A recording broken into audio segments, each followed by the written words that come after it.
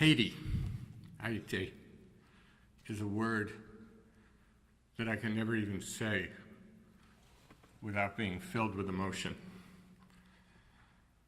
I was a correspondent for the Chicago Tribune there from 1984 to 92, I think.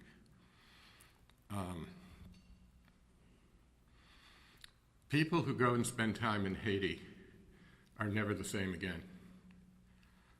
I have known people who went to Haiti and completely changed their lives.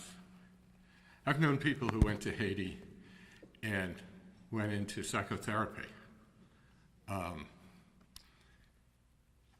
It's an experience that alters your view of the world. In Haiti, you get to see, in a very naked way, all that is beautiful about human beings. You get to see courage and poetry and imagination and creativity and strength and whimsy and humor. You also get to see unbelievable hatred and violence. You see things that you don't like to ever talk about again. All of this is captured in a loving and gentle book by Edwidge Danticat. And if you read this book, like going to Haiti, you will have an experience that changes your life. Edwidge, vous faites bel travail. Compliment. Edwidge Danticat.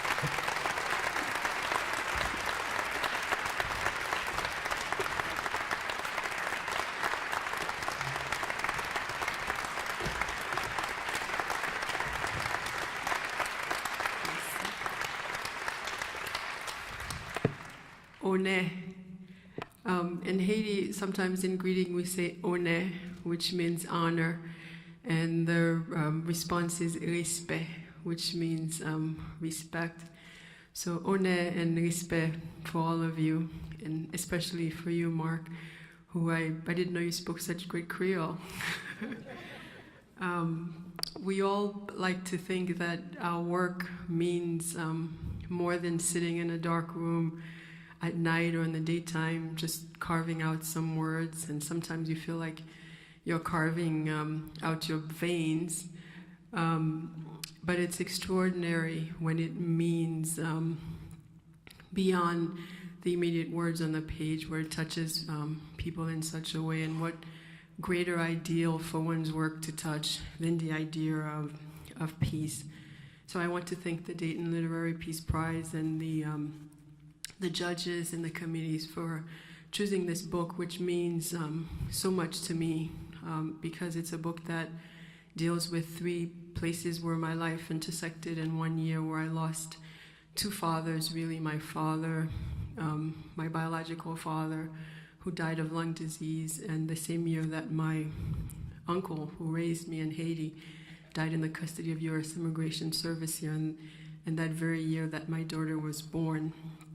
So this book is a document to this moment and all their lives, but it's also meant to be a testimony about really what is too generally sometimes called the immigration experience.